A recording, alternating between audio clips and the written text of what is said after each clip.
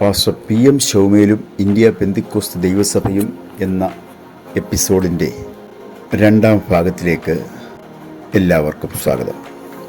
India പെന്തിക്കോസ്ത് ദൈവസഭ തമിഴ്നാട്ടിലെ പ്രവർത്തനങ്ങൾക്കായി പാസ്റ്റർ PM ശൗമേലിനെ വേർതിരിച്ചു.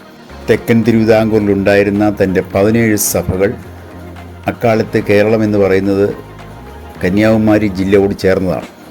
മാർത്താണ്ഡം, കുലശേഖരം, പള്ളിയാടി, നാഗർകോവിൽ ഈ സ്ഥലങ്ങളിലെല്ലാം ഇദ്ദേഹം നിരന്തരമായി യാത്ര ചെയ്ത് പെന്തക്കോസ്ത് മീറ്റിങ്ങുകളിൽ, അതായത് ആത്മീയ കൂട്ടായ്മകളിൽ കടന്നു ചെന്ന് പ്രസംഗിക്കുമായിരുന്നു.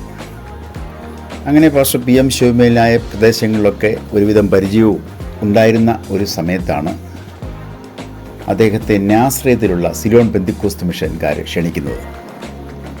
പാസ്റ്റർ PM ശൗമേലും സിലോൺ പെന്തിക്കോസ്ത് മിഷനും തമ്മിലുള്ള ബന്ധങ്ങൾ നമുക്ക് നോക്കിയാൽ അറിയാം. പാസ്റ്റർ പോളുമായിട്ട് അദ്ദേഹത്തിന് നല്ല ബന്ധമായിരുന്നു. ഇദ്ദേഹത്തെ സിലോണിൽ കൊണ്ടുപോയി പ്രസംഗിപ്പിച്ചു. അവിടെ വെച്ചാണ് പരിശുദ്ധാത്മാവിഷയം ലഭിക്കുന്നത്. അവിടുന്ന് അദ്ദേഹം നേരെ കേരളത്തിൽ വന്ന് അദ്ദേഹത്തിൻ്റെ ഭവനത്തിൽ വന്ന് മീറ്റിങ്ങുകൾ നടത്തി. അങ്ങനെ അദ്ദേഹത്തിൻ്റെ കുടുംബം വിശ്വാസത്തിലേക്ക് വന്നു. അക്കാര്യങ്ങളൊക്കെ കഴിഞ്ഞ എപ്പിസോഡിൽ പറഞ്ഞതാണ്. ഇപ്രാവശ്യം അദ്ദേഹം തിരുവനന്തപുരം ഭാഗത്ത് താമസമായി. അതോടൊപ്പം തന്നെ അദ്ദേഹത്തിൻ്റെ കൂട്ടുപ്രവർത്തകരായ പാസ്റ്റർ ചെറിയാൻ, അഷ്ടമടി ഉമ്മച്ചൻ എന്നീ 2 പേരോട് ചേർന്ന് അദ്ദേഹവും കുടുംബമായി അവിടെ തിരുവനന്തപുരത്ത് താമസിച്ചുകൊണ്ട് തെക്കൻ തിരുവിതാംകൂർ ഭാഗവും തമിഴ്നാട്ടിലും കേന്ദ്രീകരിക്കുകയാണ്.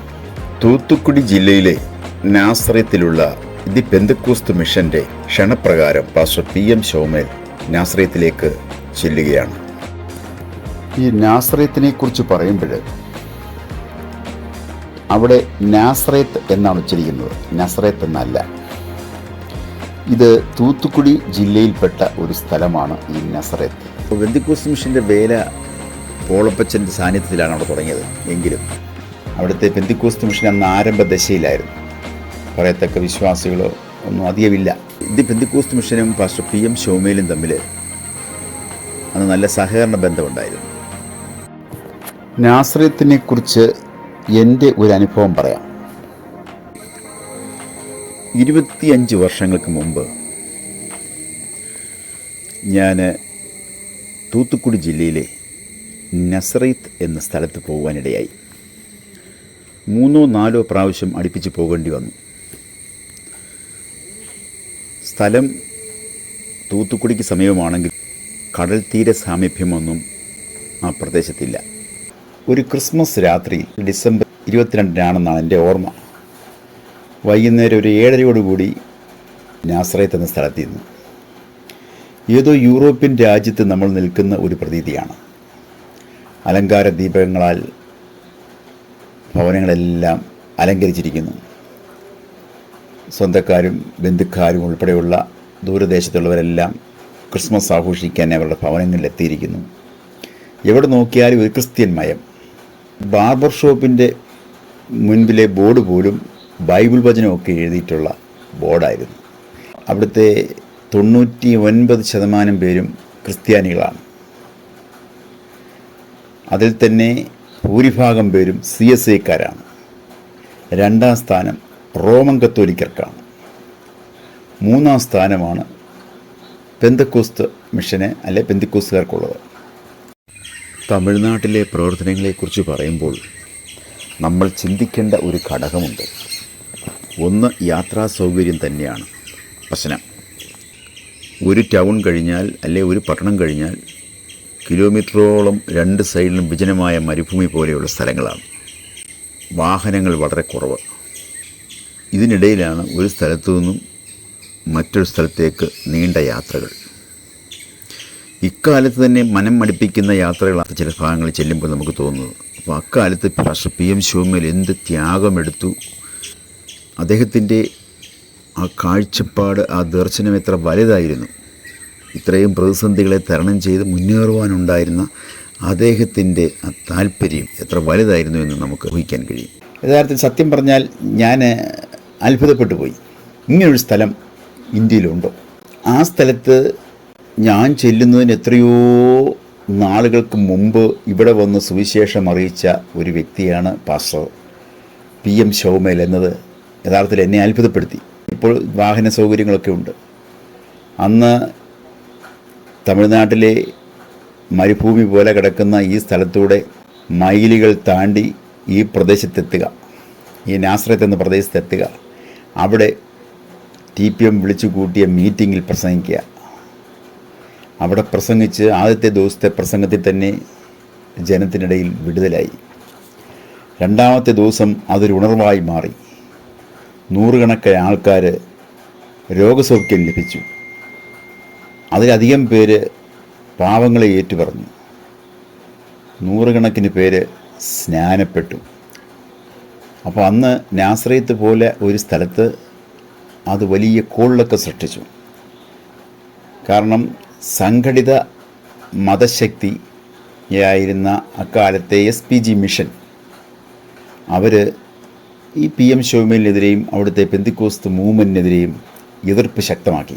കാരണം അവർക്കാണ് നഷ്ടം. അവരുടെ വിശ്വാസികളാണ് ഭൂരിഭാഗവും ഈ മീറ്റിങ്ങിലേക്ക് കടന്നു വരുന്നത്. ഈ നസ്രത്ത് പട്ടണത്തിലെ ഉണർവ് തമിഴ്നാട്ടിൽ പെന്തക്കോസ്ത് വിശ്വാസികളുടെ ഇടയിൽ പെട്ടെന്ന് പ്രചരിച്ചു. പക്ഷേ ഇന്നും പെന്തക്കോസ്ത് പ്രസ്ഥാനത്തിൻ്റെ ധാരാളം സഭകളൊക്കെ അവിടെ വന്നിട്ടുണ്ടെങ്കിലും CSI സഭയാണ് ഇന്നും അവിടെ മേൽക്കൈ നേടിയിരിക്കുന്ന സഭ. ലണ്ടൻകാരനായ ഒരു മിഷണറിയാണ് നാസറേത്ത് എന്ന് പറഞ്ഞ പട്ടണം ആരംഭിച്ചത്. 1920-കൾക്ക് ശേഷം ലണ്ടനിൽ നിന്ന് കടന്നു വന്ന കാനൻ ആർതർ മർഗോസ്കിസ് എന്ന മിഷണറി ധാരാളം വിദ്യാഭ്യാസ സ്ഥാപനങ്ങൾ നാസറേത്തിൽ ആരംഭിച്ചു. ആ സ്ഥാപനവുമായി ബന്ധപ്പെട്ട് ധാരാളം ആൾക്കാർ വെളിയിൽ നിന്ന് ആ സ്ഥലത്തെത്തി താമസമായി അവിടെ പഠിക്കാനും ജോലി ചെയ്യാനുമായി കടന്നു വന്നു. അങ്ങനെ അവിടെ വിദ്യാസമ്പന്നമായ ഒരു സമൂഹമായി നാസറേത്ത് ജനത മാറി. അതാണ് അവിടുത്തെ സാമൂഹിക പശ്ചാത്തലം. അപ്പോൾ ഈ സ്ഥലത്തിൻ്റെ പ്രത്യേകതയ്ക്ക് പിന്നിൽ മറ്റൊരു കാര്യം കൂടെ ഉണ്ട്. ഇതിന് ചുറ്റുമുള്ള സ്ഥലങ്ങളെന്ന് ഓർത്താൽ ഏകദേശം ചില കിലോമീറ്ററുകൾ മാത്രമേ ഉള്ളൂ തിരുച്ചെന്തൂരിലെ പ്രശസ്തമായ അമ്പലത്തിലേക്ക് പോകാൻ. ഇവിടുന്ന് അരമണിക്കൂർ യാത്രയേ ഉള്ളൂ സാത്താൻകുളം. അങ്ങനൊരു സ്ഥലമുണ്ട്, സാത്താൻകുളം. ഈ പേരുകൊണ്ട് തന്നെ ഈ സ്ഥലം നമ്മളിൽ കൗതുകം ജനിപ്പിക്കും. ഇത്തരത്തിലുള്ള ഒരു ദേശമാണ് ഈ നസ്രയത്തിന് സമീപമുള്ള ദേശങ്ങൾ. പിന്നെ ഇവിടുന്ന് ഈ നാസറേത്തു നിന്ന് ഒരു 4 കിലോമീറ്റർ ദൂരമേ ഉള്ളൂ തമിഴ്നാട്ടിലെ പ്രശസ്ത സുവിശേഷകനായ മോഹൻ C. ലാസറസിൻ്റെ സംഘടനയുടെ ഓഫീസായ നാൽമാവടി എന്ന് പറയുന്ന സ്ഥലത്തേക്ക്. അങ്ങനെ നാസറേത്ത് എന്ന് പറയുന്നത് ക്രൈസ്തവികതയുമായി ബന്ധപ്പെട്ട ഒരു സ്ഥലമാണ് നാസറേത്ത്. കോളേജുകൾ, സ്കൂളുകൾ, പോളിടെക്നിക് സ്ഥാപനങ്ങൾ, ഇവിടുത്തെ ജോലിക്കാർ, അവരുടെ തലമുറകൾ, അങ്ങനെ ഒരുപറ്റം വിദ്യാസമ്പന്നരുടെ ഒരു നാടാണ് നാസറേത്ത്. ഈ നാസറേത്തിൽ വളരെ പ്രശസ്തമായ മറ്റൊരു സഭയുണ്ട്. യേശു ഏകരക്ഷകർ എന്നാണ് ആ സഭയുടെ പേര്. മുപ്പിരിയിലാണ് ആ സഭ. ഈ സഭയിൽ പഴയ നിയമ സിസ്റ്റമാണ്. ആൺകുഞ്ഞ് ജനിച്ചാൽ 40 ദിവസം കഴിഞ്ഞ് സഭയിൽ കൊണ്ടുവരാൻ പാടുള്ളൂ. പെൺകുഞ്ഞ് ജനിച്ചാൽ 80 ദിവസത്തിന് ശേഷമേ സഭയിൽ കൊണ്ടുവരാൻ പാടുള്ളൂ. സഭയുടെ ആരാധന മധ്യേ കാഹളമൂതും. അങ്ങനെയൊക്കെയുള്ള ഒരു പഴയ നിയമകാല അനുഷ്ഠാനങ്ങൾ. അതുപോലെ ശാബത്ത് ദിവസമാണ് അവിടുത്തെ ആരാധന. അതുപോലെ നാടാർ കമ്മ്യൂണിറ്റിയിലുള്ളവർ മാത്രമേ അവരവിടെ ആരാധനയിൽ ഉൾക്കൊള്ളിക്കാറുള്ളൂ. അങ്ങനെയൊക്കെയുള്ള ഒരു ആചാരാനുഷ്ഠാനങ്ങൾ പിൻചെല്ലുന്ന ക്രൈസ്തവ സമൂഹമാണ് യേശു ഏകരക്ഷകർ സഭ. നസ്രയത്തിലെ മീറ്റിങ്ങുകളെ തുടർന്ന് മദ്രാസിൽ പ്രവർത്തിച്ചു കൊണ്ടിരുന്ന പാസ്റ്റർ ഗോപാലൻ ദാനിയേൽ എന്നൊരാൾ പാസ്റ്റർ PM ഷോമേലിനെ മദ്രാസിൻ്റെ വിവിധ ഭാഗങ്ങളിൽ മീറ്റിംഗ് നടത്താനായി വിളിച്ചു. അങ്ങനെ അദ്ദേഹം മദ്രാസിലേക്ക് വരികയും മദ്രാസിൻ്റെ വിവിധ ഭാഗങ്ങളിൽ, പ്രത്യേകിച്ച് പുനമല്ലി ഭാഗങ്ങളിലൊക്കെ വലിയ മീറ്റിങ്ങുകൾ ക്രമീകരിക്കുകയും നൂറുകണക്കിന് പേര് മാനസാന്തരത്തിൻ്റെ അനുഭവത്തിലേക്ക് വരികയും ചെയ്തു. അതിനുശേഷം തിരുച്ചിറപ്പള്ളിയിലേക്ക് അദ്ദേഹത്തിൻ്റെ പ്രവർത്തനം വ്യാപിച്ചു. അങ്ങനെ ഓരോ ദിവസവും കഴിയുന്തോറും തമിഴ്നാടിൻ്റെ വിവിധ പ്രദേശങ്ങളിലേക്ക് പെന്തക്കോസ്തിൻ വേല വ്യാപിക്കുന്ന അതിശയകരമായ കാഴ്ചകളാണ് കാണുന്നത്.